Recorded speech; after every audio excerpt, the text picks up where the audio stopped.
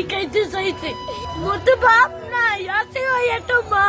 একজন আজকে একটা সবার মাঝে খালি একটা মুরগি চাইছে দেখে। ভিডিওটি দেখে কারোর মন কাঁদেনি এমন মানুষ বোধহয় খুঁজে পাওয়া মুশকিল। মায়ের অসুস্থতার কারণে বাধ্য হয়ে পরিবারের হাল ধরা এই ছোট্ট মাদ্রাসা পড়ুয়া শিশুটির অঝোর কান্না দেখে স্থির থাকতে পারেননি বহু মানুষ। অনেকেই সাহায্যের হাত বাড়িয়েছেন, আবার অনেকে ভিডিওটি দেখে শিশুটিকে খুঁজছিলেন যেন তার পরিবারে কিছু সহায়তা পৌঁছে দিতে পারেন। তবে সত্য কখনো চাপা থাকে না। অনেকেই খোঁজ নিয়ে সেই ভাইরাল শিশুটির সম্পর্কে যে সত্যতা জানতে পেরেছেন তা রীতিমতো ভয়াবহ। অনেকে এবার সেই শিশুটির আসল চেহারা ফাঁস করে দিয়েছেন, যা রীতিমতো ভাইরাল হয়েছে নেটিজেনদের কাছে। আমার বাবাটা কাপ্তান ব্রিজের অ্যাক্সিডেন্টে মারা গেছে। কথায় আছে চোরের 10 দিন আর গেরস্তের 1 দিন। তথ্য প্রযুক্তির কল্যাণে যতই কেউ অন্যায় করে কিংবা মানুষের আবেগ বা বিশ্বাস নিয়ে লুকোচুরি করতে যায়, ততই যেন তার ধরা পড়ে যাওয়ার সম্ভাবনাটাও বেড়ে যায় বহুগুণে।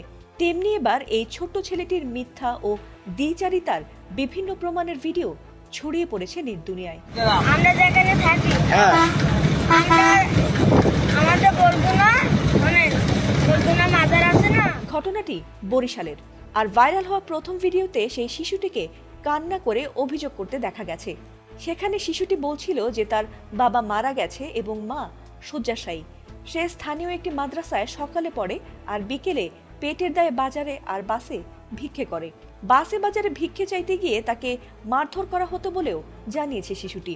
এমনকি একজনের কাছে অসুস্থ মায়ের জন্য একটি মুরগি কিনে দেওয়ার অনুরোধ করলে সেই ব্যক্তিও তাকে মারধর করে।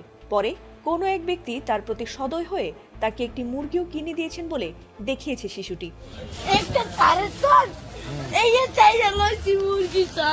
এছাড়াও আরেকটি ভিডিওতে শিশুটিকে দেখা গেছে বাসে তার নাম আব্দুল্লাহ বলে জানালেও ঠিকানা বলতে বারবার যেন থমকে যাচ্ছিল সে। এরপর স্থানীয় অনেকের কাছেই বিষয়টি নিয়ে খটকা লাগলে তারা খোঁজ নিয়ে যা দেখেছেন তা বোধ হয় হতবাক করে দেওয়ার মতোই। স্থানীয়দের করা আরেকটি ভিডিওতে ছেলেটিকে দেখা গেছে বেশ উদ্ধত আচরণে। এরপর বেরিয়ে আসে এই ছোট্ট ছেলেটির বড় মিথ্যাচার। জানা গেছে ছেলেটির নাম আব্দুল্লাহ নয় বরং জুনায়েদ এবং তার আসল ঠিকানা বরিশালের পলাশপুরের গগনগলিতে। আর তার মা মোটেই শয্যাশায়ী নন, বরং সুস্থ। এমনকি তার বাবাও বেঁচে আছেন এবং তিনি রিকশা চালান।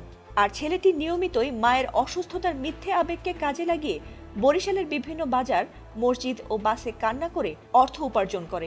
পথশিশু ফাউন্ডেশনও এক পোস্টে বিষয়টি নিশ্চিত করেছে। আর এমন সত্যতা প্রকাশ হতেই এবার শিশুটির ওপর ক্ষেপেছে বহু মানুষ। তবে অনেকেই শিশুটিকে শাস্তি না দিয়ে সঠিক শিক্ষা দেওয়ার কথাও প্রকাশ করেছেন।